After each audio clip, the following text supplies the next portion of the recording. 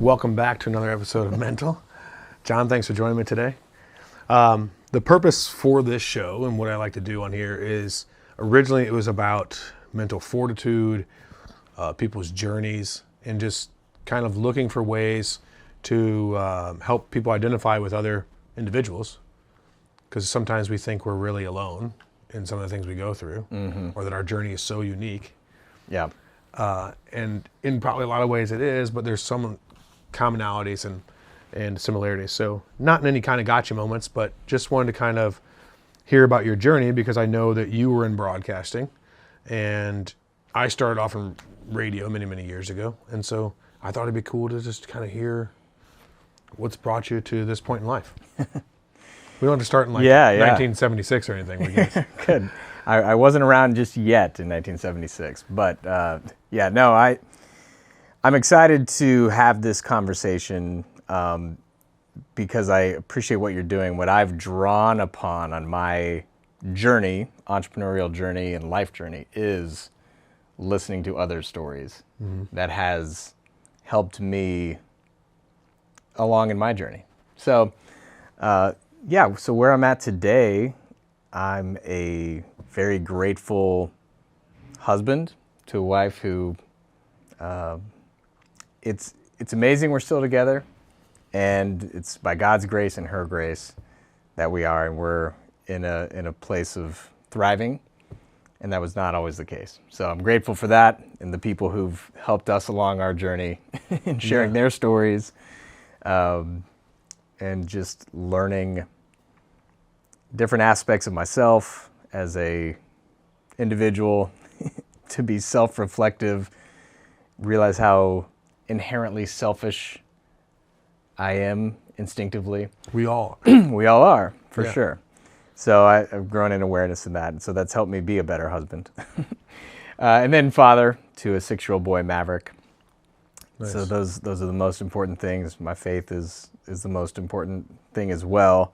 And there's a big component there, and what I feel like God's shown me and what I used to do is probably silo things. Like, oh yeah, here's my faith life over here, here's my personal social life, and here's my obsession with sports over here. And it's like, no, it's all one life, and so God's helped break down those barriers, and as I've gone through some painful realizations in that sense, it's also a more healthy realization where I can have better balance with everything in my life, what's important, where am I putting my time, energy, and effort.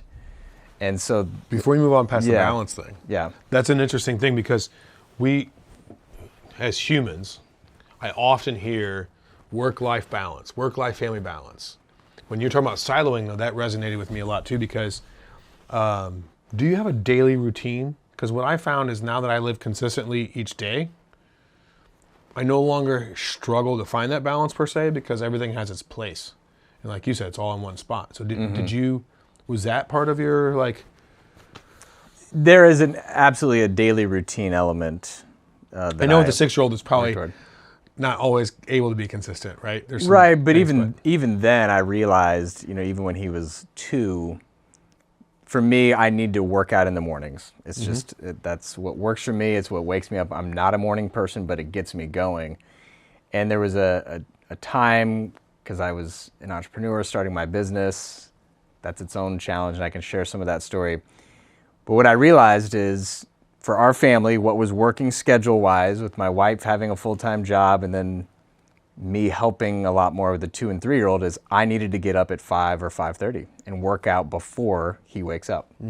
And it was at first it was kind of this woe is me thing, but then it's like, no, I need that routine because I know that is what helps set the stage for me to have a more productive day. And there's an element of getting in the Bible, scripture, it's part of my morning routine as well, and working out. So that's what I start almost every day with, to some extent, whether it's going just for a walk or doing an actual physical workout, going through some scripture, praying, not getting on social media, not checking my emails. So, it's getting a consistent routine to start the day, so that when the curveballs come later in the day, whether it's with a 6-year-old or something at work with a client or otherwise, I'm just better mentally ready to deal with it. When you've had a win, like that's the way I look at it. And one of the things I try and do now as well is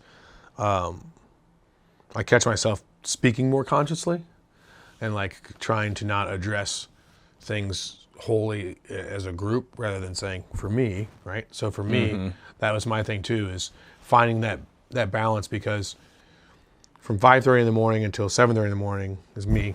That's my time. And if I can be a better version of myself at that portion, then no matter what hits me during this part of the day, tomorrow I've gone into it a better version of myself. So I since I've started doing that, I've noticed that I don't recall having a bad day in a short period of time. I've had bad moments and bad times, but I give myself, one of the cool things that I found to do was give myself worry time. So how I've translated that is like if I have a feeling during the day, I allow myself to feel that feeling. If I'm stressed, if I'm sad, whatever, I'm like, all right, 15 minutes and it's back to work. Yeah. And then in the morning, prayer is part of what I do as well. And I always say reading the Bible, but really I just listen to the Bible on audiobook. Same. I cheat myself because I'm like, well, I don't know if it's read cheating. the Bible. No, I meant like when I say it. I'm the I always same say way. read. I'm the same way. Same. So my first initial thing is before I work out, before I do anything, is I get up and I have 2 journals. One I keep for like self-affirmation goals, and my other one's my worry journal. It's just for worrying. So when I first get up in the morning, I write down everything I was worried about yesterday and what I might be worried about today. And then I have a D, W, M. What can I do today? What can I do this week? What can I do this month? I check off whatever I can do, if I can. And then I immediately close that book and I pray in gratitude. So that gratitude resets my mindset, at least in my opinion, for now, right? Yeah. Resets my mindset to now I'm like, oh, forget the woes. I woke up. I have 2 legs. I have a beautiful child to take care of. I have an older son who's awake, whatever it is, right? And you, I think, are very familiar with this because you've brought me into you've got a gratitude group thing going. Yeah, and that gratitude group, I got invited into it. It's just a WhatsApp group where people are encouraged to share daily reflections on gratitude. But I got invited 3 years ago, and I desperately needed it at the time because it was just a really challenging season living with my in-laws, which is a blessing and a challenge. You know, you can easily, figure that one out. Wins can come from challenges. For sure. Yeah. But I needed the daily gratitude because I was not feeling it. But I needed to intentionally find space and time to express gratitude. And you can always find something to be grateful for. Yeah. But I love what you said also about the worry journal, and that it's important to not just bury and suppress things, because that can lead to really unhealthy outcomes later down the road, outbursts and otherwise. So giving yourself space to acknowledge and deal with challenges and not just ignore them, but then reframe the way you're thinking, and gratitude is a great way to do that, for sure. Yeah. You're vaguely describing, and I'm not going to push you to the fire on it, like this moment in time several years ago. Prior to that, you had gotten into journalism, right? Yep. So when you were young, what was your aspiration to do so? So I'm the son of a news anchor. So my father, John His mother was a mother. Knicely, Yeah. he's still a broadcaster. So he's the main guy in Omaha, Nebraska on Channel 6, the NBC station. And he broadcasted through the glory years of local TV news.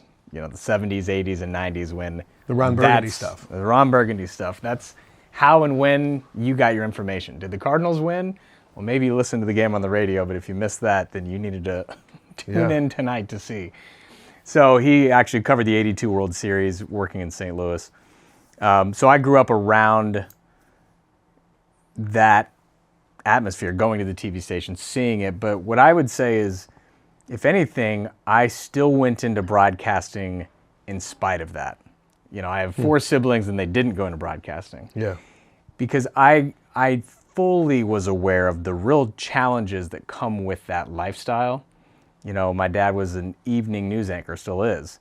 Well, what does that mean? He goes into work at 2 in the afternoon, gets until off 10 at p.m. or something? 10:30, 11 p.m. He would try to come to our events as kids, and he would be able to come for a little bit. I never felt like he wasn't around. It was just the way it was. But it's like he worked holidays, not every holiday. But it's like I had this awareness going into it, but I still wanted to do it because it aligned with my creative storytelling juices, and that I've learned is an actual gift and skill that I have that not everyone has. And broadcasting, vocally was something I enjoyed doing too. So I looked at law school. I was always business minded as well. Grandfather was an entrepreneur, business owner, did a lot of business ventures, and I grew up a few blocks away from him. So I got to experience that. He never sat me down and taught me stuff. I wish he did. Yeah. But I got to experience it. And so as I look at, my that generation is an osmosis learning generation. Sure. Because I was raised by my grandparents, and I don't ever remember specific lessons either, but I certainly picked up a lot that I do now as a parent or an adult, and I'm like, oh man, my grandpa always used to do that. Right, yeah. Yeah, so, I went into broadcasting, again, knowing it would be a climb, but I had the desire, and what I would say is the willingness to sacrifice, to make $20,000 a year living in a small town that I'd never been to in my life. Paducah, Kentucky was my first full-time job. And I used to live in Paris, Tennessee. Okay, yeah, so you probably know where that is if you were that close. Oh yeah, Northwest Tennessee was part of our viewing area. I was in Obion County, Union County. Did you ever go to the catfish races? Never saw the catfish races. It was like the big deal in Paris. Okay, big deal in Paris. The big deal in Paducah is the International Quilt Show. Okay. And so that is like the Super Bowl of quilting, but it's in Paducah. Yeah. And for a town of 70,000 in the county, it brings in like 15,000 people from all over the world. And so that's what I was covering, was the quilt show. And I've got clips of me interviewing these women live, the winners of the quilt show. How old were you at the time? It's my early 20s, right? So my single 22, 23, 24-year-old. So you're out askew for sure, demographic-wise, with these women, I'm sure. 1,000,000%. Yeah. But I did that, and there was a lot of great stories, great people I worked with. But that was my dream of being a broadcaster, was not to cover the International Quilt Show, Festival, right? So, then fast forward 10 years, not even 10 years later, 8 years later, I'm in St. Louis working at Channel 4, covering the team that I grew up as a super fan of, the St. Louis Cardinals, covering them in the playoff run to the World Series, and that was the dream come true element. And interviewing Ozzie Smith one-on-one. What year was this? Just 2011. 11. Okay. Yeah. So, and then the next year I took the job in Seattle at the CBS station there as a morning news anchor. And the Seahawks won the Super Bowl the next year, so I got to cover that run. And so I got to live out some of my broadcasting dreams, but it was rooted in years of cutting my teeth, making nothing in a small town that I had never been to. It's like I didn't have any friends there. I made friends, of course, but... So I have a T-shirt still from when I lived down there. It says Paducah, halfway between Possum Trot and Monkey's Eyebrow. It's true. And those are real places? I've been to both places, yes. Yeah. I have a T-shirt that says that. I love that. I wish I had that shirt. I had one that said, Kentucky tobacco is a vegetable. That was one of my favorite shirts from Paducah. So when I lived there, I was in middle school, high school, and there's probably some relevance to this because I don't really get to share this story often except for people I knew from there.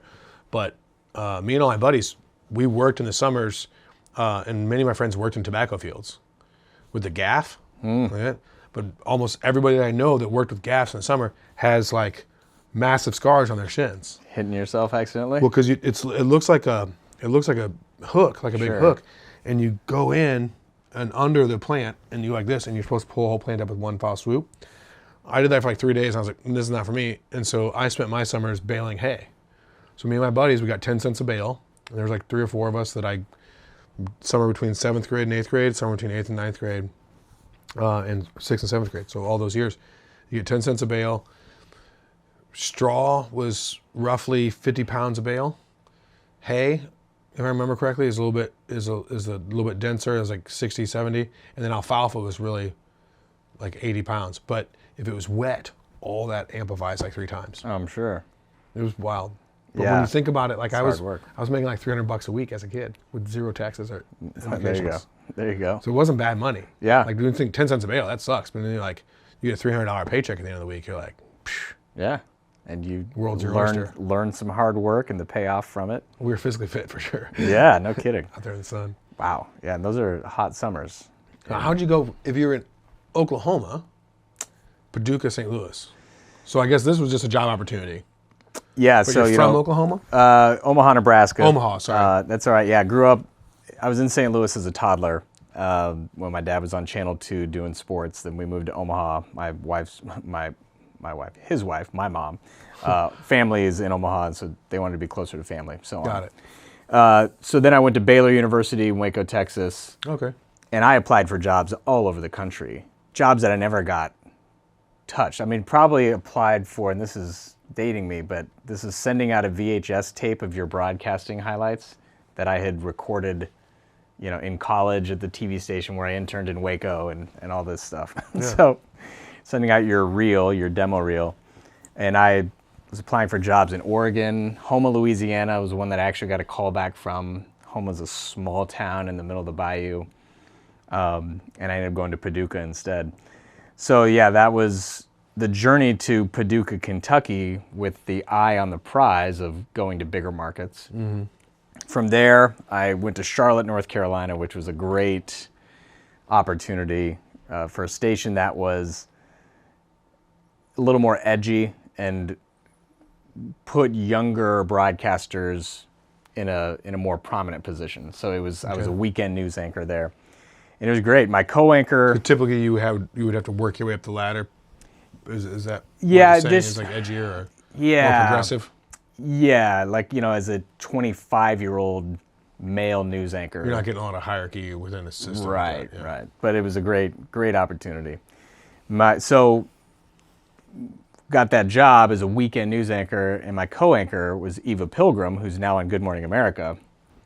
And so this will tell some of my journey as to what I'm doing today in a way.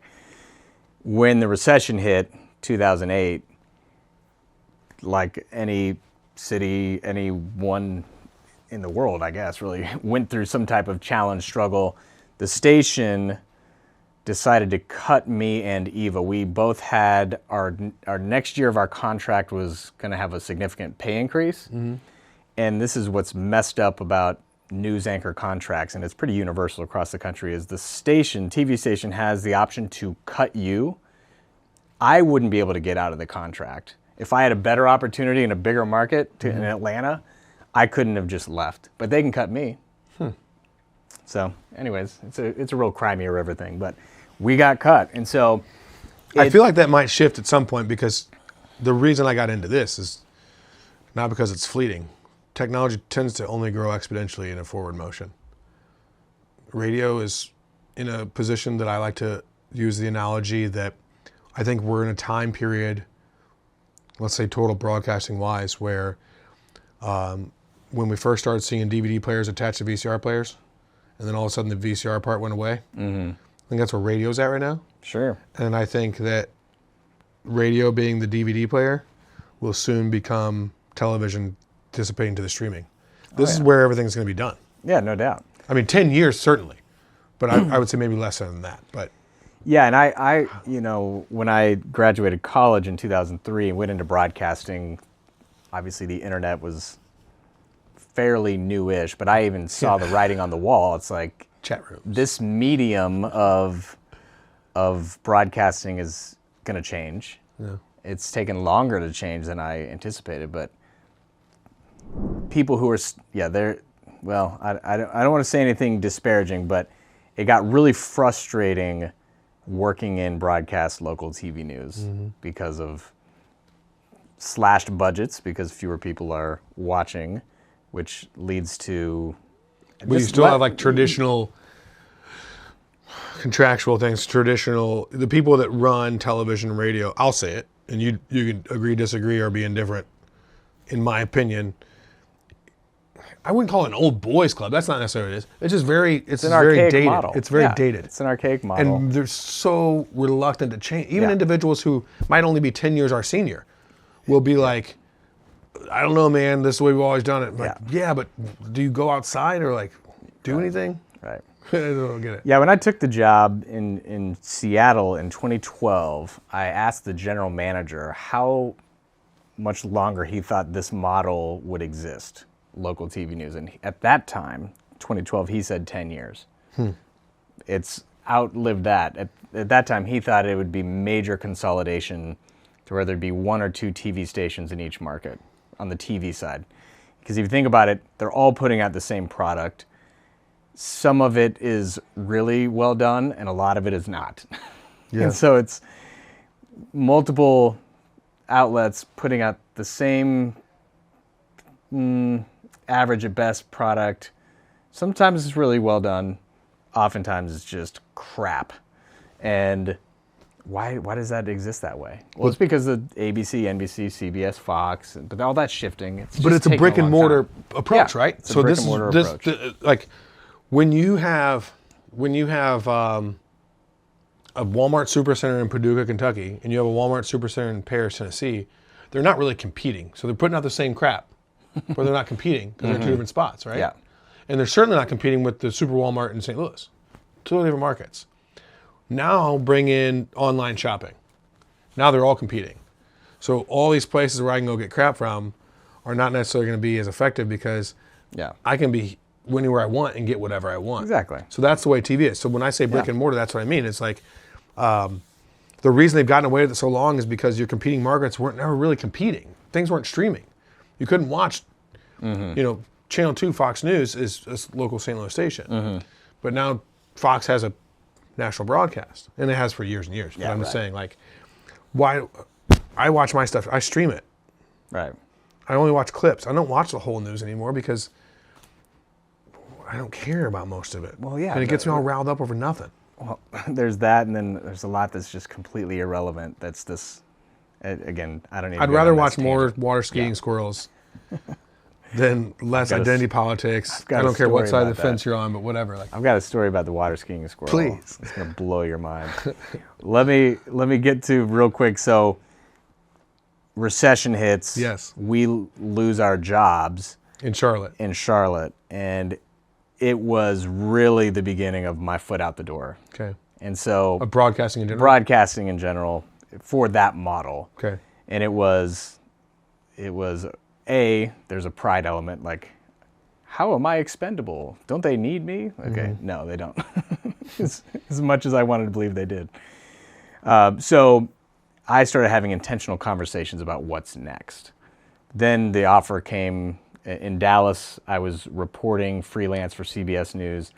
Then St. Louis opened up for the morning anchor job, and I was like, well, this is a good job. And so I took it, came to St. Louis. I'm glad I did. But even then, I was having meetings in St. Louis trying to figure out what's next. And for the longest time, I could tell people what I didn't want to do. There's some traditional paths from like former news anchor reporters to this. And I just didn't want to do those things. I know people who do them and love them, and that's great for them, but I didn't want to. And so for years, I could tell people what I wanted out of TV, wanted to find out what's next, and here's what I don't want to do, but I couldn't tell you what I wanted to do.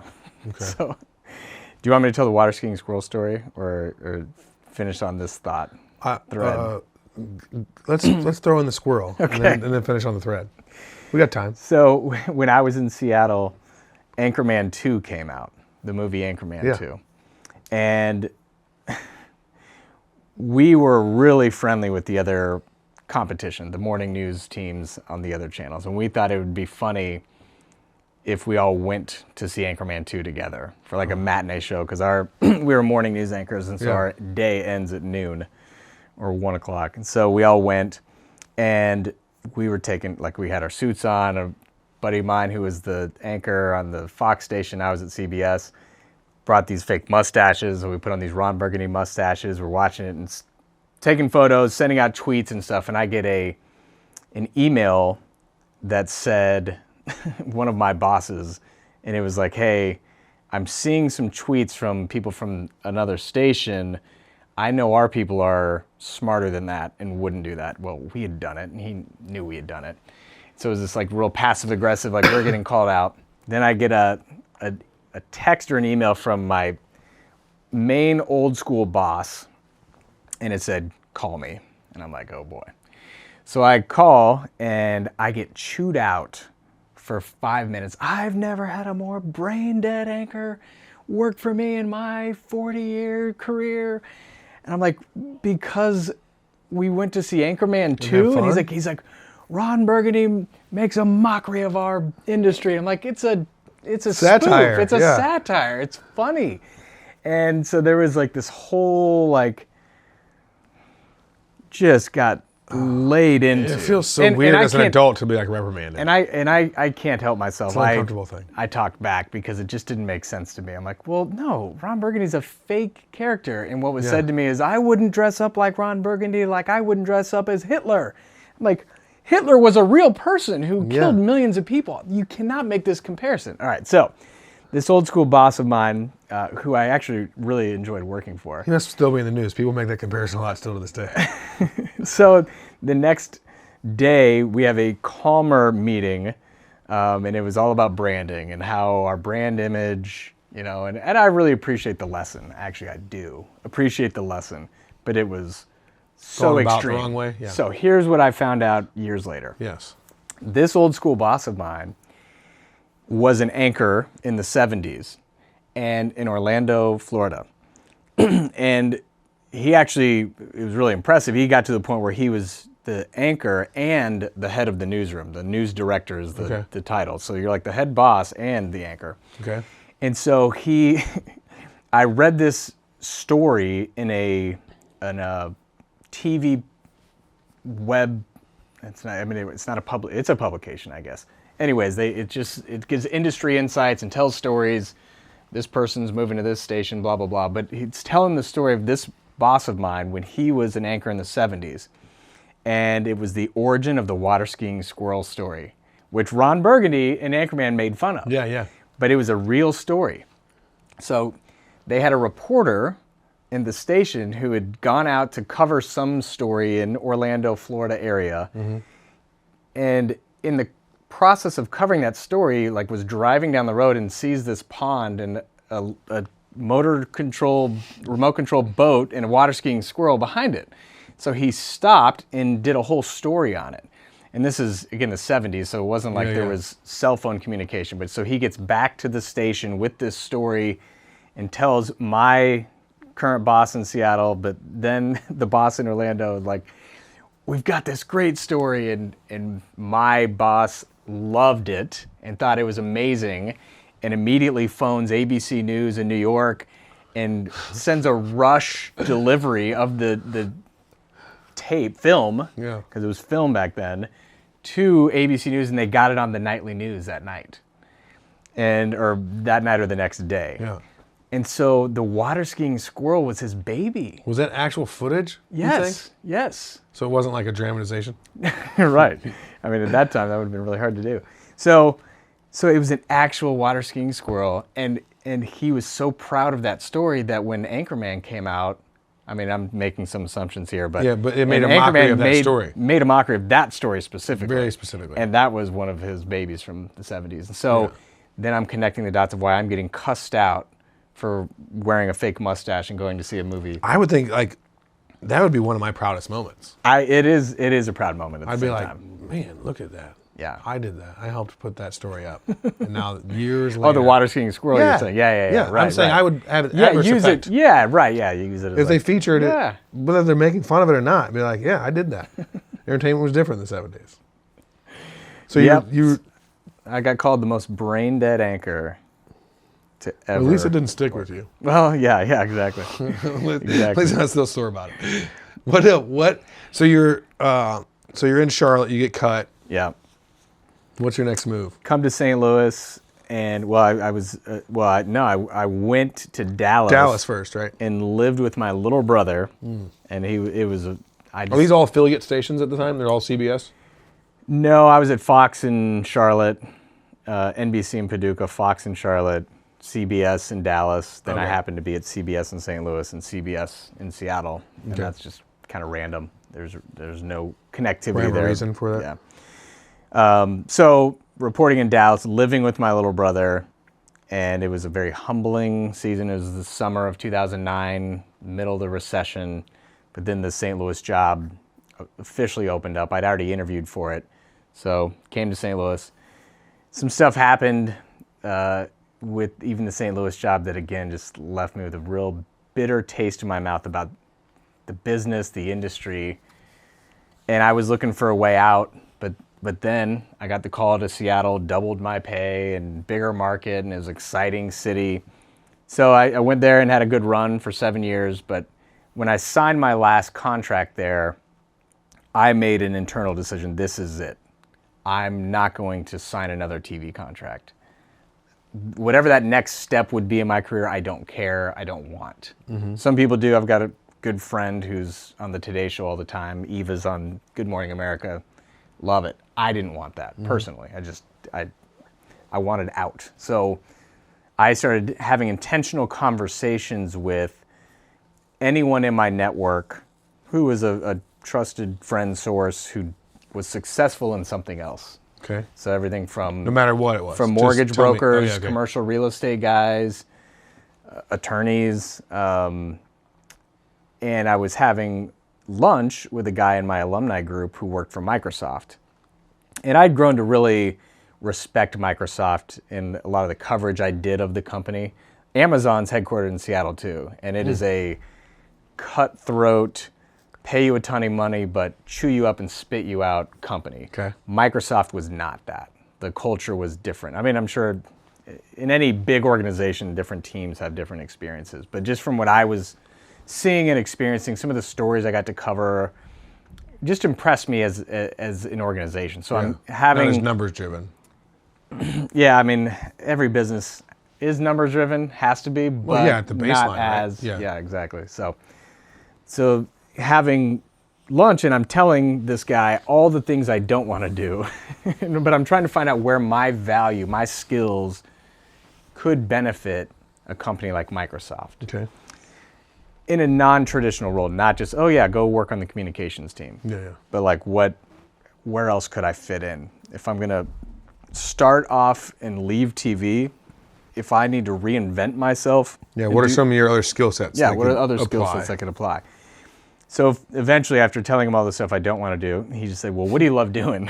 I said, well, I just love storytelling. I said, I'm enjoy broadcasting, very comfortable with it. I do enjoy it, but I don't need it. In other words, if I'm never on TV again, I'm fine with that. It's not what gets me excited or going. Now, I do it and I do enjoy it, but it's not what drives me. What I love doing is taking, complex information, finding common points of a story, bringing it together, making it clear, compelling. So maybe not just orally, but like in copy too? Yeah. Okay. Just conceptually. Okay. So as I was sharing that, he said, oh, well, we have a storytelling team at Microsoft. I was like, a storytelling team? Yeah. Is that real? They have a chief storyteller, a guy named Steve Clayton. And so between him and another guy I knew at Microsoft, they knew the chief storyteller. They were high up enough and helped line up a meeting with him. So he's a British guy, and his backstory is he was a technical writer, and he was writing these blogs about Microsoft and other companies, but it was really just kind of factual driven, certainly wasn't an advertisement or commercial. Mm-hmm. Some executive in like 2010 had the vision to create this storytelling team. So it's independent from marketing, communications, and PR, works with them, but it's independent. They're not judged on how many Xboxes did we sell based on this story. So there's different ways, like they report directly to this executive, the storytelling team. So I got together with Steve Clayton and started studying everything I could of his online. Like, what does this mean? What is the value that he's providing? How's he doing it? And so he has a TED Talk on storytelling you could watch. Steve Clayton, spelled just like it sounds, and you could Google TED Talk and we can add a link. You can add a link. Boom! Look at that. So we don't have a scrolling ticker, but we can add a link. Yeah. So for me, then it was like, and I still had a year plus left on my TV contract, but it's like, this is it. This is what I could get really excited about doing, especially actually at Microsoft. And I had hoped that I would get an offer to join his team. He has about 30 former journalists on his team, a lot of them former print journalists. And so I just started reading all their stuff and studying it, and a position never opened up. We still loosely keep in touch on LinkedIn. I could reach out to him and he'll comment on my stuff sometimes. And Steve's new position is like VP of Global Communications Strategy or something like that. So Chief Storyteller is no longer his title, but it was for a decade or more. So that was what I thought would happen. A friend who's an entrepreneur, we were also having lunches together, and he was giving me insight. And he said one day, he's like, John, you could go work for Microsoft, but most companies don't have a storytelling team. You could do this independently for a lot of different organizations, have more flexibility on your own schedule, the types of companies you work with. And that's what lit the entrepreneurial spark that I've never been able to turn off. Yeah. and having the background of a grandfather who's entrepreneurial, and my parents even have always had side business stuff that they've done. Sure. So that was the vision. I started listening to a podcast on NPR called How I Built This. And going back to how this conversation started of learning from other people's stories, that was hugely instrumental. Because How I Built This is a great podcast. They're about hour-long episodes. And they don't talk about the glory days much. Eventually they'll get to how the entrepreneur got really successful. But really they're talking about the slog. I ate ramen noodles for 4 months Exactly. and lived in my car kind of thing. Yeah. Exactly. So that inspired me because it was taking me back to, there's going to be a few hard years. Okay, I can do that. I can move to Paducah, Kentucky as a 22-year-old when I would rather be living in downtown Chicago or Atlanta or whatever and just living it up in Dallas, whatever. But no, I can, and at the same time, so this entrepreneur friend, another friend who a college guy got together with just to get insight from him, and he is a mortgage broker, but he said, I've got this exercise that you should do. It's called the best stuff exercise. And somehow he's in Dallas. He had got it from the Hunt family who owns the Kansas City Chiefs, but they're in Dallas. And so somehow he had gotten connected to them. They got this best stuff exercise. What it does is it has you list off like your 10 most proud accomplishments in your life. It could be winning the spelling bee. It could be finishing a half marathon. It could be anything. Winning an Emmy Award as a journalist. But listing all those things out, and then it guides you to go back through them and find some commonalities. Okay. And to use that to better understand yourself and what you're good at, what you're passionate about. Yeah. And so for me, because most of those accomplishments I would have to assume are tied into a passion. Otherwise, you're not accomplishing it at certain levels. Yeah, right? But you get to choose what that is. It could all be something faith related. It could all be family related. And as I looked through mine, I had learning to play guitar because I hated it for a year. It sucked. My fingers hurt and it sounded terrible, but I stuck with it. And now I can play 15 songs and sing along and I enjoy it. I'm not a great guitar player, but I can't read music to save my life.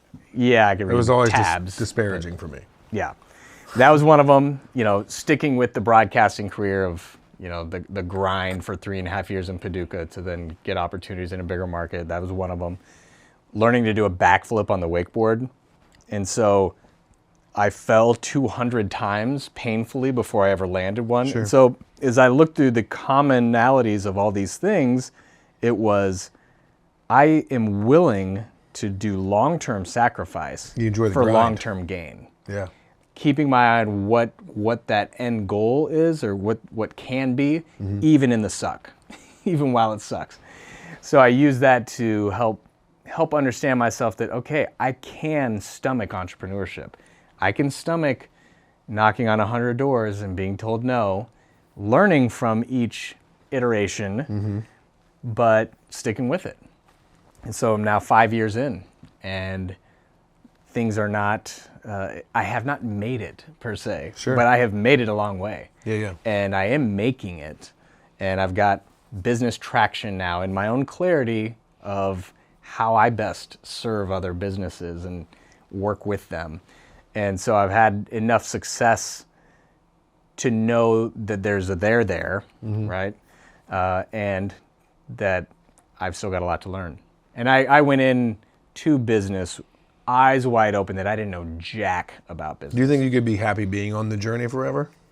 I mean, I guess what's the true measure of success? And I say that because, like, 30,000 foot view, a synopsis of what you just said.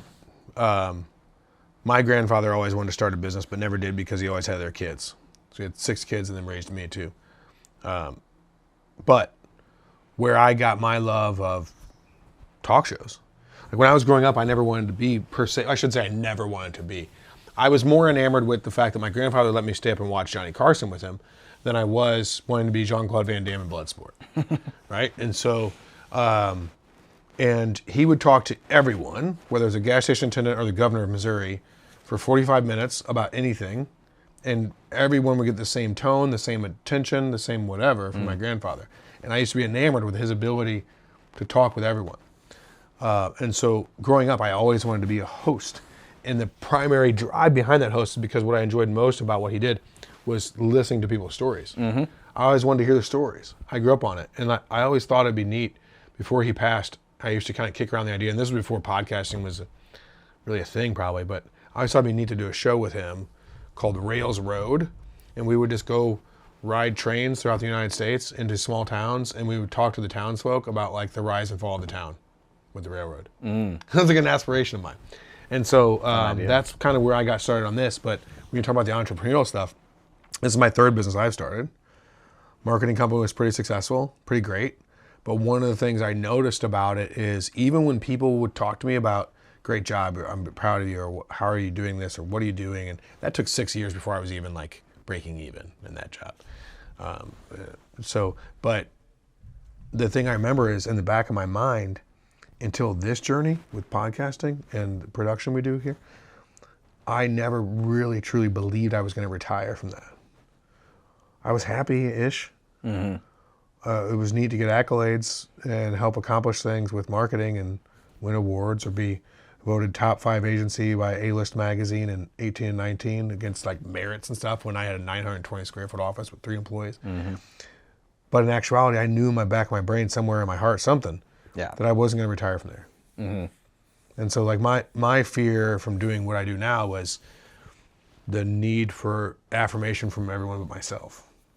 And it seems maybe counterintuitive, but for you being in broadcasting, maybe you could relate to this, because to most people, it would be counterintuitive for me to say, when I stopped caring about other people's opinion is when I put myself out there on camera. But in actuality, that is what happened. It wasn't me looking for more affirmation. By spreading my name and getting out there more. It was because I no longer cared. And I don't. No, that's huge. That was my turning point in my live broadcasting career, was this moment of anxiety before going on air for a live shot, and just coming to this point of like, who cares? I don't care what people think. This is for me. And it was like the like switch that allowed me to just be more dialed in and not thinking about all the other things while broadcasting. So your question was about the journey ever ending or something like that? Yeah, like, do you think, like, because like right now, like, I've seen a lot of progress in this, but one of the things you just said, and typically how I like to end a show, but I'm just going to bring it up now, is like I like to bring up something that I found profound that you said, or something that'll stick with me, and that was that you talked about you enjoy, not enjoy, you're able to go through the gritty parts. Right? But I think that one of the things I've found recently is that when we talked about our morning routines and stuff, like, we're going to be better each day no matter what.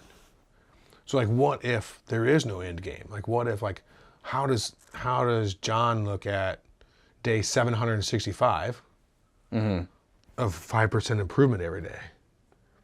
Yeah. Right? Like that's why I say, like, maybe there's not a measure of success per se. Maybe it's about continual improvement until you're done. Yeah, I think it is. And I think I've come to that realization through the guidance of others, sharing their journeys and stories, and that notion that there's really never a I've made it moment. I mean, Yeah. But what is also true, though, it's fleeting. It is fleeting. In broadcasting, you probably saw it more than most. Yes. Yeah, for sure. Yeah. And so absolutely the journey will continue. And as you acknowledge that and realize that, it helps you be more present every day with whatever's going on around you. Because we're not so regretful or concerned. Yeah. So it helps you be more present. And at the same time, as you do those hard things and make progress, you still get to reap the rewards of that while the journey isn't over. Yeah. But it becomes like muscle memory almost, right? Like there's some things that you can start doing now where, because there's no worry or because you're on the path, it's like, oh, some of these self-improvements are just natural. Mm-hmm. Yeah. Like eating clean. Well, that's I notice it when I don't. I notice it when I don't. I say I eat clean because I don't eat too much. I've slacked for sure. We all slack, but that's the one thing where it's become subconscious in what I buy and do things. Yeah, no, that makes sense. I've got a certain mentor that I go out with, maybe like once a month for lunch. Amazing guy, Pat Queenson. I adore greatly, and we've become great friends. And we're each other's excuse to have like a burger and fries. Like, if you ever need that, I'll be happy to be that excuse for you too. Yeah. So, but yeah, man, I think it was really eye-opening, and I definitely want to learn more about that kind of stuff because it seems like a lot of similarities there. But I thank you for taking the time today and coming on here and sharing the bulk of your journey. And I'm sure that sounds like a lot of rabbit holes within that that we could explore.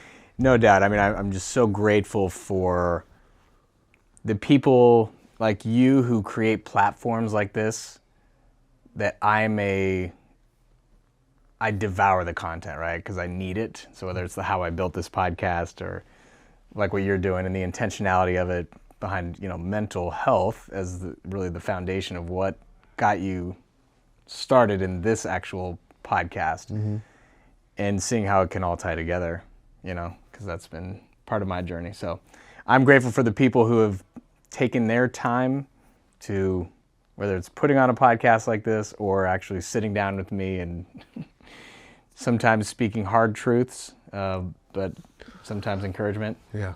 So just grateful for everyone in my journey that I get to do this with. Cool. Well, I appreciate it much, and we'll have to have you on again for sure. Look forward to it. All right. Thank you, John. All right. Thanks, guys.